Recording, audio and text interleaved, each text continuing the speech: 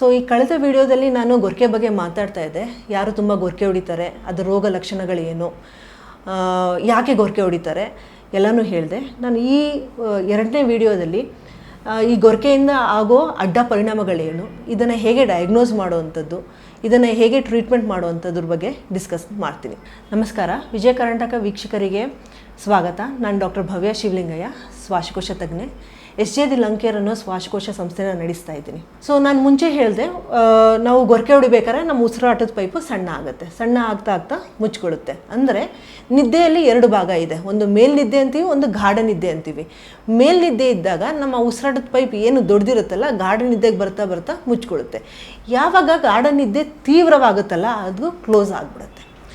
So ನಾವು ಗಾಢ ನಿದ್ದೆಗೆ ಹೋದಾಗ ಯೂಶಲಿ ನಮ್ಮ ಬ್ರೈನ್ ರೆಸ್ಟ್ ತಗೊಳುತ್ತೆ, ಹಾರ್ಟ್ ಕೆಲಸ ಮಾಡೋದನ್ನ ಕಮ್ಮಿ ಮಾಡುತ್ತೆ, ಶ್ವಾಸಕೋಶ, ಕಿಡ್ನಿ ಯಾವುದೇ ಅಂಗಾಂಗಗಳಾದರೂ ಕೆಲಸನ ಕಮ್ಮಿ ಮಾಡುತ್ತೆ.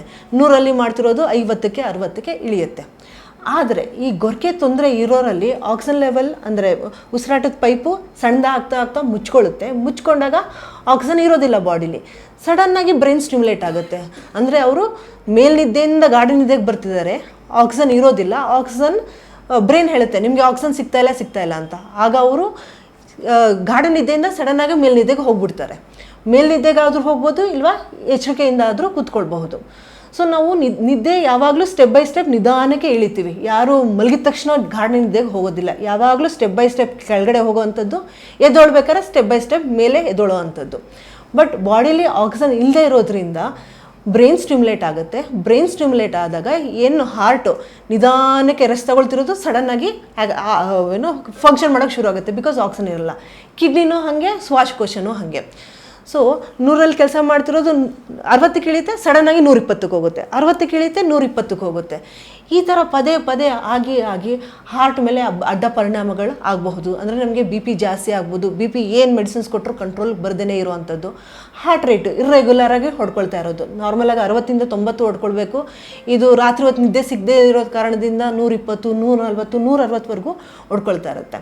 ಸೇಮ್ ಕಿಡ್ನಿಲೂ ಅಷ್ಟೇ, ನಮ್ಮ ಪ್ಯಾಂಕ್ರಿಯಾಸಲ್ಲೂ ಅಷ್ಟೇ. ಪ್ಯಾಂಕ್ರಿಯಾಸ್ ಅನ್ನೋದು ಇನ್ಸುಲಿನ್ನ ಸೆಕ್ರೆಟ್ ಮಾಡುತ್ತೆ, ಅದೇ ನಮ್ಮ ಶುಗರ್ನ ಕಂಟ್ರೋಲ್ ಮಾಡೋವಂಥದ್ದು. ಬಟ್ ಅದಕ್ಕೆ ರೆಸ್ಟೇ ಇಲ್ಲ, ಹಗಲು ರಾತ್ರಿ ಒಂದೇ ಥರ ದುಡಿತಾ ಇರುತ್ತೆ. ಅದಕ್ಕೆ ನಮಗೆ ಶುಗರ್ ಕಾಯಿಲೆನೂ ಬರ್ಬೋದು, ಶುಗರ್ ಕೂಡ ಕಂಟ್ರೋಲಲ್ಲಿ ಇರೋದಿಲ್ಲ. ಹಾಗೆ ಬ್ರೈನ್ಗೆ ಏನಾಗುತ್ತೆ, ನಿದ್ದೆ ಮಾಡೋಕ್ಕೆ ಹೋಗುತ್ತೆ, ಎಚ್ಚರಿಕೆ ಆಗುತ್ತೆ. ಅಂದರೆ ರಾತ್ರಿ ಹೊತ್ತು ಅವ್ರು ಅಷ್ಟು ಗೊರಕೆ ಹೊಡೆದ್ರೂ ಕೂಡ ಯಾವುದೇ ಅಂಗಾಂಗಗಳಿಗೆ ರೆಸ್ಟ್ ಸಿಗ್ತಾ ಇರೋಂಗಿಲ್ಲ. ಎಲ್ಲಾದ್ರ ಮೇಲೂ ಸೈಡ್ ಎಫೆಕ್ಟ್ಸ್ ಆಗ್ತಿರುತ್ತೆ. ಅದಕ್ಕೆ ಅವರು ಬೆಳಗ್ಗೆ ತೂಕಡಿಸೋದಾಗಲಿ, ಅನ್ಕಂಟ್ರೋಲ್ಡ್ BP, ಅನ್ಕಂಟ್ರೋಲ್ಡ್ ಶುಗರು, ಪದೇ ಪದೇ ಯೂರಿನ್ಗೆ ಹೋಗೋವಂಥದ್ದು, ಕಿಡ್ನಿ ಕಾಯಿಲೆಗಳು, ಇಂಥವೆಲ್ಲನೂ ಕಾಣ್ತಾ ಇರುತ್ತೆ. ಸೊ ಈ ಗೊರಕೆ ತೊಂದರೆನ ಹೇಗೆ ಡಯಾಗ್ನೋಸ್ ಮಾಡಬಹುದು ಅಂತ ಹೇಳಿದ್ರೆ, ನಾವು ಸ್ಲೀಪ್ ಸ್ಟಡಿ ಅಂತ ಮಾಡ್ತೀವಿ. ಅಂದರೆ ಪೇಷಂಟ್ ನಿದ್ದೆ ಮಾಡ್ತಿರ್ಬೇಕಾದ್ರೆ ಒಂದು ಸ್ಟಡಿ ಮಾಡ್ತೀವಿ. ಒಂದು ಸಣ್ಣ ಪೈಪು ಮೂಗಲ್ಲಿರುತ್ತೆ, ಒಂದು ಸಣ್ಣ ಬೆಲ್ಟ್ ಎದೆಗೆ ಕಟ್ಟಿರ್ತೀವಿ. ಅದು ಆರಾಮಾಗಿ ಅವರು ಮಲ್ಕೊಳ್ಬೇಕು. ಆ ಪೈಪು ಇಡೀ ನೈಟು ಅವ್ರು ಎಷ್ಟು ಗೊರಕೆ ಹೊಡಿತಾ ಇದ್ದಾರೆ, ಎಷ್ಟು ಸಲ ಉಸಿರಾಡೋದನ್ನ ನಿಲ್ಲಿಸ್ತಾ ಇದ್ದಾರೆ, ಉಸಿರು ಆಡೋದು ನಿಲ್ಲಿಸಿದಾಗ ಆಕ್ಸಿಜನ್ ಲೆವೆಲ್ ಎಷ್ಟು ಕಮ್ಮಿ ಆಗ್ತಿದೆ, ಹಾರ್ಟ್ ರೇಟ್ ಏನಾಗ್ತಿದೆ, ಮಿಡ್ಲ್ ಆ್ಯಕ್ಟಿವಿಟಿ ಏನಾಗ್ತಿದೆ ಅಂತ ಒಂದು ನೈಟಲ್ಲಿ ಅದು ರೆಕಾರ್ಡ್ ಆಗುತ್ತೆ. ಸೊ ಅದರಲ್ಲಿ ಏನಾರ ತೊಂದರೆ ಇತ್ತು ಅಂತ ಬಂದರೆ ನಾವು ಎರಡನೇ ನೈಟ್ ಇನ್ನೊಂದು ಸ್ಟಡಿ ಮಾಡ್ತೀವಿ, ಟೈಟ್ರೇಷನ್ ಸ್ಟಡಿ ಅಂತ ಹೇಳ್ತೀವಿ. ಅಂದರೆ ಇವಾಗಲೇ ಹೇಳ್ದಂಗೆ ನಾನು ಉಸಿರಾಟದ ಪೈಪ್ ಮುಚ್ತಾ ಇದೆ, ಸೊ ಆ ಓಪನ್ ಮಾಡಲಿಕ್ಕೆ ಏನು ಮಾಡಬಹುದು ಅನ್ನೋದನ್ನು ಸೆಕೆಂಡ್ ನೈಟು ನಾವು ಟೈಟ್ರೇಷನ್ ಸ್ಟಡಿ ಅಂತ ಮಾಡ್ತೀವಿ. ಈ ಮೊದಲನೇದು ಹಾಗೂ ಎರಡನೇ ರಾತ್ರಿ ಟೆಸ್ಟಲ್ಲಿ ಏನು ರಿಪೋರ್ಟ್ಸ್ ಬರುತ್ತಲ್ಲ, ಆ ರಿಪೋರ್ಟ್ಸನ್ನ ನಾವು ನೋಡಿಕೊಂಡು ಇವ್ರಿಗೆ ಗೊರಕೆ ಎಷ್ಟು ಬರ್ತಾ ಇದೆ, ಈ ಗೊರಕೆಯಿಂದ ಏನೇನು ತೊಂದರೆ ಆಗ್ತಾ ಇದೆ, ಇವ್ರಿಗೆ ಯಾವ ಕಾರಣದಿಂದ ಗೊರಕೆ ಬರ್ತಾ ಇದೆ, ಅಂದರೆ ಮೂಗಿನ ಕಾರಣದಿಂದ ಬರ್ತಿದೆಯಾ, ಗಂಟ್ಲು ಕಾರಣದಿಂದ ಬರ್ತಿದೆಯಾ, ಇಲ್ಲ ಬ್ರೈನ್ ತೊಂದರೆಯಿಂದ ಏನಾರ ಗೊರಕೆ ಬರ್ತಿದೆಯಾ ಅನ್ನೋದನ್ನ ತಿಳ್ಕೊಳ್ತೀವಿ. ಅದು ತಿಳ್ಕೊಂಡು ಏನು ಟ್ರೀಟ್ಮೆಂಟ್ ಕೊಡಬೇಕು ಅನ್ನೋದನ್ನ ಡಿಸೈಡ್ ಮಾಡ್ತೀವಿ. ಸೊ ಇದಕ್ಕೆ ಮೇನ್ ಟ್ರೀಟ್ಮೆಂಟ್ ಅನ್ನೋದಾದರೆ, ಅಕಸ್ಮಾತ್ ಮೂಗಲ್ಲಿ ದುರ್ಮಾಂಸಗಳಿರುತ್ತೆ, ತುಂಬ ಸೊಟ್ಟದಾಗಿರುತ್ತೆ, ಗಂಟ್ಲಲ್ಲಿ ದುರ್ಮಾಂಸಗಳಿರುತ್ತೆ ಅಂತ ಹೇಳಿದ್ರೆ ಅದನ್ನ ಆಪ್ರೇಷನ್ ಮಾಡಿ ತೆಗೆದು ಬಿಡಬೇಕಾಗುತ್ತೆ. ಕೆಲವರಿಗೆ ಸ್ಟ್ರೋಕಿಂದ ಆಗಿ ಕತ್ತಿನ ಮಾಂಸಖಂಡಗಳು ತುಂಬಾ ವೀಕ್ ಆಗೋಗ್ಬಿಟ್ಟಿರುತ್ತೆ. ಸೊ ಅಂಥವ್ರಿಗೆ ಕೆಲವು ಎಕ್ಸಸೈಸ್ ಹೇಳ್ಕೊಡ್ತೀವಿ, ಕತ್ತಿನ ಮಸಲ್ಸ್ ಎಕ್ಸಸೈಸ್ ಹೇಳ್ಕೊಡ್ತೀವಿ, ಆ ಮಾಂಸಖಂಡಗಳನ್ನ ಗಟ್ಟಿ ಮಾಡ್ತೀವಿ, ಅದರಿಂದನೂ ಗೊರಕೆ ಕಮ್ಮಿ ಮಾಡಬಹುದು. But most of the people, ಅಂದರೆ 70% ತುಂಬ ದಪ್ಪ ಇರೋರಿಗೆ ಕಾಮನ್ ಆಗಿ ಕಾಣ್ತಾ ಇರುತ್ತೆ. ಅಂಥವ್ರಿಗೆ ವೆಯ್ಟ್ ಲಾಸ್ನ ಸಜೆಸ್ಟ್ ಮಾಡ್ತೀವಿ. ಈಗ ಅವ್ರ ವಯಸ್ಸು 30-40 ಈಸಿಯಾಗಿ ವೆಯ್ಟ್ ಲಾಸ್ ಮಾಡ್ಕೊಳ್ತಾರೆ. ಆದರೆ ಈ ಕಾಯಿಲೆ ಸಾಮಾನ್ಯವಾಗಿ 60 ವರ್ಷ ಮೇಲ್ಪಟ್ಟವರಲ್ಲಿ ಕಾಣ್ತಾ ಇರುತ್ತೆ. ಅವ್ರಿಗೆ ಆಲ್ರೆಡಿ ನೀ ಜಾಯಿಂಟ್ದು ಪ್ರಾಬ್ಲಮ್ ಇರಬಹುದು, ಎಷ್ಟೊಂದು ಕೋಮಾರ್ಬಿಡಿಟಿ, ಹಾರ್ಟ್ ಪ್ರಾಬ್ಲಮ್ ಇರುತ್ತೆ, ಲಂಗ್ಸ್ ಪ್ರಾಬ್ಲಮ್ ಇರುತ್ತೆ, ಅಂಥವ್ರಿಗೆಲ್ಲ ವೆಯ್ಟ್ ಲಾಸ್ ಮಾಡ್ಕೊಳ್ಳೋ ಆಪ್ಷನ್ಸ್ಗಳು ಭಾಳ ಕಮ್ಮಿ. ಅವ್ರಿಗೆ ನಾವು ಒಂದು ಇನ್ಸ್ಟ್ರೂಮೆಂಟ್ ಯೂಸ್ ಮಾಡಲಿಕ್ಕೆ ಸಜೆಸ್ಟ್ ಮಾಡ್ತೀವಿ, ಅದಕ್ಕೆ CPAP ಅಂತ ಹೇಳ್ತೀವಿ. ಒಂದು ಟೈಟ್ ಮಾಸ್ಕ್ನ ಮುಖದ ಸುತ್ತ ಹಾಕ್ಕೊಂಡು ಅವರು ರಾತ್ರಿ ನಿದ್ದೆ ಮಾಡಬೇಕು. ಇದು ಆಕ್ಸಿಜನ್ನ ಪ್ರೆಷರಲ್ಲಿ ಕೊಡುತ್ತೆ, ಅಂದರೆ ನಾವು ಉಸಿರಾಡ್ತಿರೋ ಗಾಳಿ ಪ್ರೆಷರಲ್ಲಿ ಹೋಗುತ್ತೆ.